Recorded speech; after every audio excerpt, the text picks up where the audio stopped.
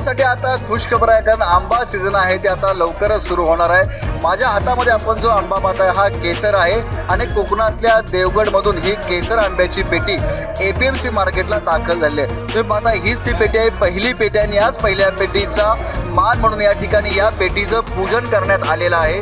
हा देवगडवरून आलेला आहे, 5 डझनाची ही पेटी आहे आणि या वेळेला या वर्षीचा हंगाम कसा राहील याबाबत आपल्याबरोबर या ठिकाणी APMC मार्केटचे डायरेक्टर संजय पानसरे आपण त्यांच्याशी बोलूया। सर, काय म्हणाल, केसर आंब्याची पहिली पेटी आता दाखल झालेली आहे?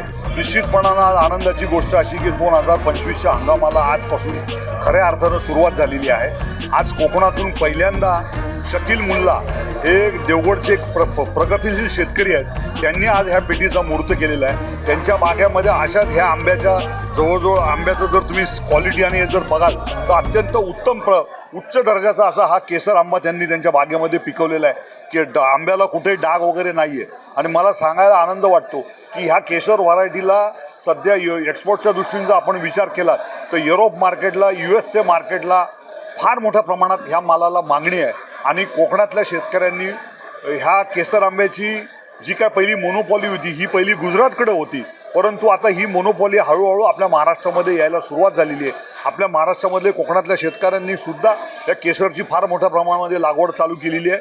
त्याचबरोबर वेस्टर्न महाराष्ट्र जर तुम्ही विचार केला तर सांगली जिल्हा, कोल्हापूर जिल्हा, पंढरपूर जिल्हा, विदर्भामध्ये फार मोठ्या प्रमाणात केसरची लागवड झालेली आहे। आणि येणारा जो काळ आहे हा केसरच्या आंब्याचा राहणार आहे असं चित्र सध्या तरी महाराष्ट्रामध्ये उभं राहिलेलं आहे। आणि त्याचाच मुहूर्त आज ह्या आपल्या मार्केटला झालेला आहे। आणि यंदाचा 2025च्या हंगामाचा जर आपण विचार केला तर यंदा 2025चा आंबा हंगाम हा उशिरा होणार आहे। त्याचं कारण असं आहे की यंदा नोव्हेंबरपर्यंत आपण सगळ्यांनी बघितलं असेल तर पाऊस फार मोठ्या प्रमाणामध्ये पडत होता, त्याच्यामुळं हा हंगाम गेल्या वर्षी जो शेतकऱ्याला 90 दिवस मिळाले होते ते यंदा त्याला 60 दिवस मिळणार आहेत। आता काही शेतकऱ्यांकडं सुरुवातीला कोणाकडे 20 पेट्या, कोणाकडे 25 पेट्या, कोणाकडे 50 पेट्या, कोणाकडे 100 पेट्या, परंतु त्या फार किरकोळ प्रमाणामध्ये अशा पेट्या आहेत। त्या ह्या जानेवारी आणि फेब्रुवारीमध्ये कधी मार्केटला 2 पेट्या, 4 पेट्या, 5 पेट्या, 10 पेट्या अशा येतील।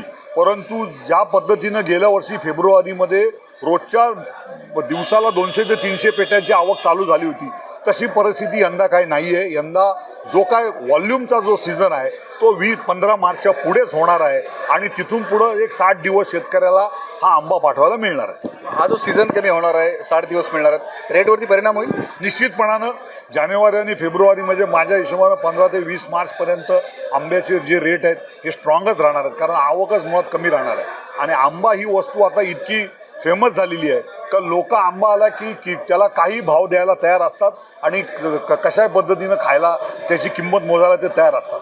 आणि दुसरी गोष्ट कशी आहे की आता लोकांना जर कुठे कामं वगैरे काय करून घ्यायची असतील तर एक डझन 2 डझनची आंब्याची जर पेटी जर त्या माणसाला गिफ्ट दिली तर तो आपलं जे आणलेलं काम आहे ते सुद्धा तो पटकन करून देत असतो। आणि असा अनुभव सुद्धा आम्हाला गेल्या 8-10 वर्षामध्ये मिळालेला आहे।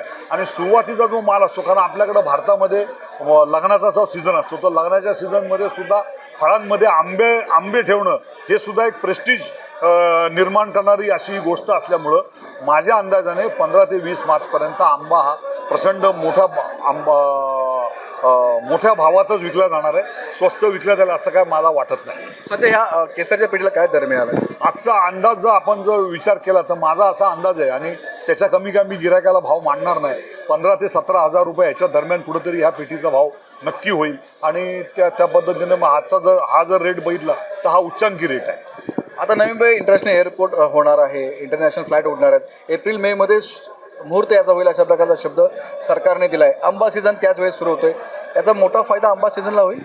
निश्चितपणानं जर 15-20 मार्चला जर आपलं नवी मुंबईचं इंटरनॅशनल एअरपोर्ट जर चालू झालं, कारण काय झालं की आता सहारा इंटरनॅशनलला प्रचंड मोठी गर्दी निर्माण झालेली आहे, कंजेशन झालेलं आहे। आणि त्याच्यापेक्षा हे जे एअरपोर्ट आहे हे त्यापेक्षा दुप्पट मोठं आहे आणि इंटरनॅशनल फ्लाईट सगळ्या इकडनं उडणार असल्यामुळं आपल्याला एअर स्पेस जी आहे ती फार मोठ्या प्रमाणामध्ये मिळणार आहे। गेल्या वर्षी काय झालं होतं, गेल्या वर्षी एअर स्पेस कमी असल्यामुळं कमी प्रमाणात आपली निर्यात झालेली आहे। आणि रेड सीमध्ये सुद्धा गेल्या वर्षी फार मोठा वॉर चालू होतं, त्याचा सुद्धा परिणाम आपल्या निर्यातीवरती झाला होता, एअर फ्रेटवरती झाला होता।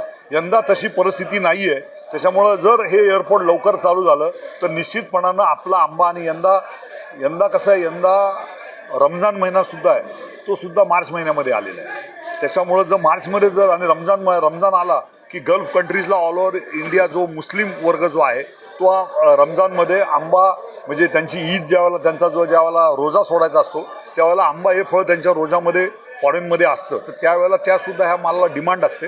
तर निश्चितपणानं जर हे एअरपोर्ट चालू झालं तर आपल्याला त्याचा निर्यातीसाठी फार मोठा फायदा होणार.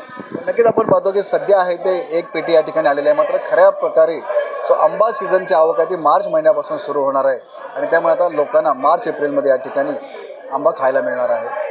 विनायक पाटील, एबीपी माझा, नवी मुंबई. एबीपी माझा, उघडा डोळे बघा नीट.